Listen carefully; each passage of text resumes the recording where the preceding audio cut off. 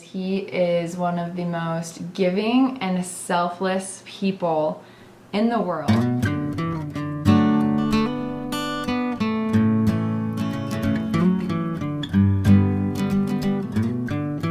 Whether it's just him giving up his time to spend time with me, him giving up Xbox, or even just opportunities to go do stuff at BYU, or anything with his friends, like he's so willing to give up to do something that's important to me.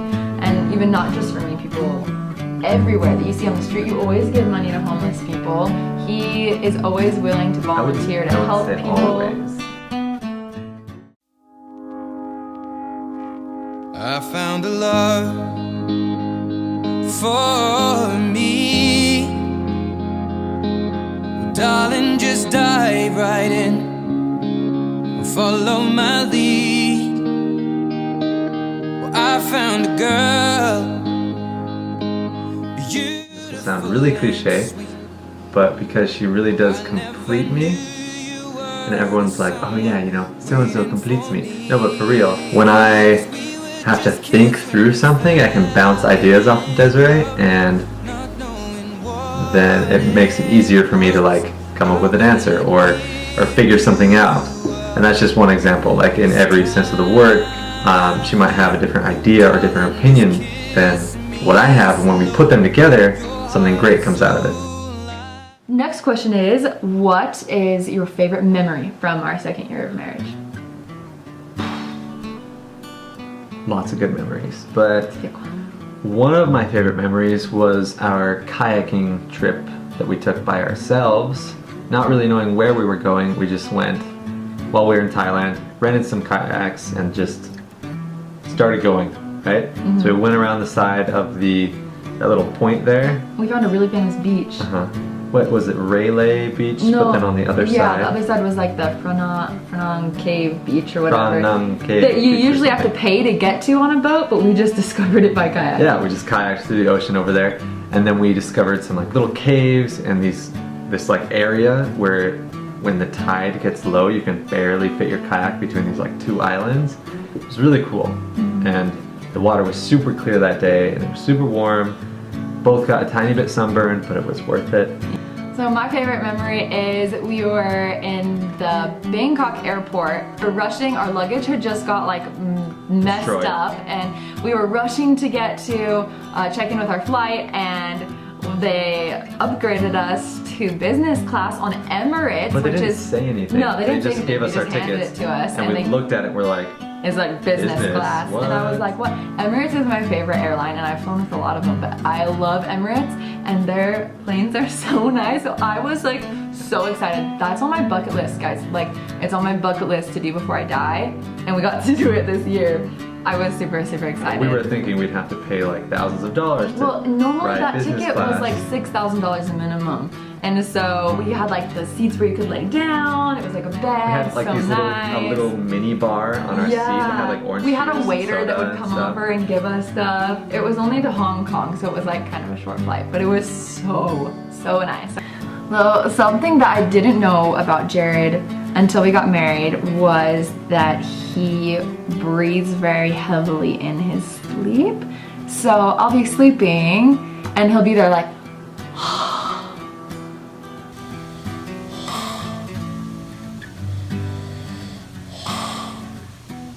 But another thing that I didn't notice, which is a positive, I guess that was a positive and a negative. A positive would be whenever we're in stressful situations, usually I'm the one to get stressed out and he's the one that stays calm.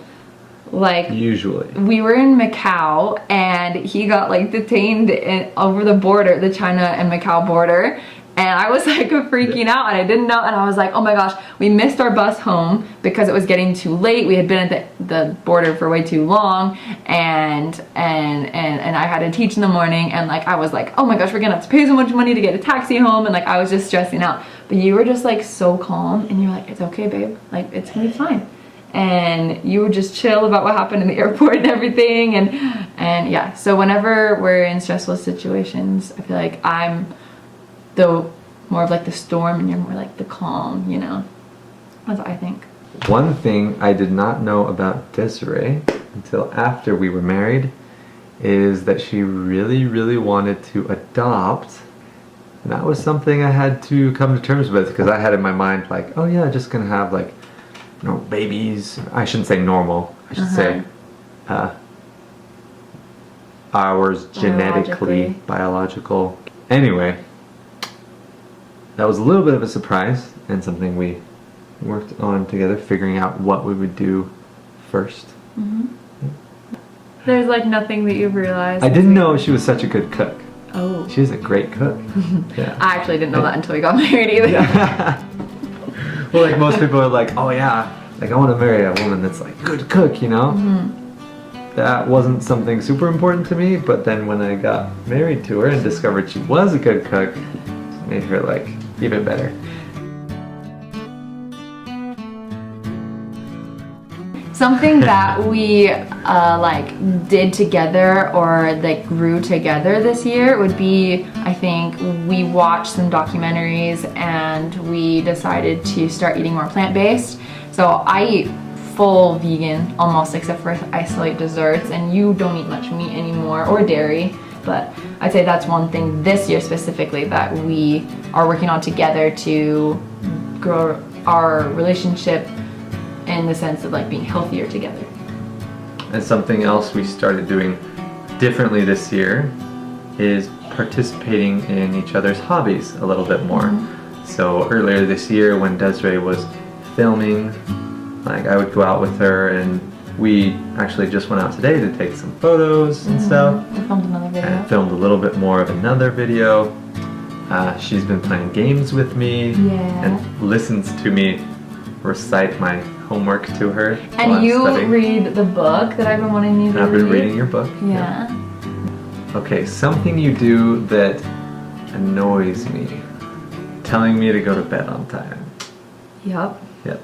I'm the type of person that always is like, we need 8 hours of sleep, you know, and I know that he gets anxiety sometimes if he doesn't get very much sleep, so I'm always like, babe, you should go to bed, right? Sometimes I want to stay up though, and I'm like, hey, can I just like stay up all nighter? He always hangs his towel up on our closet door. Open up the closet and then you like hang your towel on it to dry, but then that exposes the whole inside mess of the closet to the rest of the room. And I like to be organized and have things tidy, and so if I can see into the closet and like a mess of clothes, I hate it. And every single morning, like I go in there and the towel's hanging on the closet door. But I've been doing a little better, so like half the mornings now it's not hanging on the door. I may have slightly noticed that. Yeah.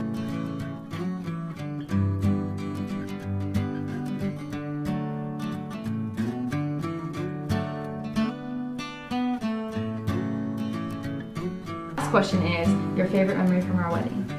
So my favorite, can it be from like the wedding experience, yes, like honeymoon? Sure. Okay, so my favorite experience from all that was ziplining in Puerto Vallarta. That was your favorite? Yeah, that was super fun. It was one of the coolest things we did while we were there, and it just was fun to hike around with you and like zipline down, and I really like ziplines. Okay, my favorite part, honestly, probably after we came out of the temple, after we were married, and we were going to the luncheon with your family, or it might have been after the luncheon. We were walking around Temple Square, and I was like, babe, you can touch my boobs now.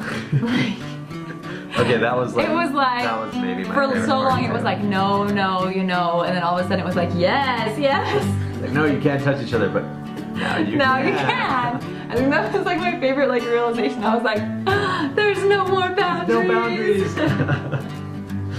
Okay, that was maybe my favorite part too. See, I said what the guy should have said, and you said what the traveler should have said. I was trying to be like G-rated, but like ziplining, yay, and touching you everywhere. Oh wait. Well, okay, I didn't say everywhere. I said boobs. I'm not talking the whole body like pat down. Well, now we've said it. Anyway, I probably shouldn't have said boobs in this video, but whatever.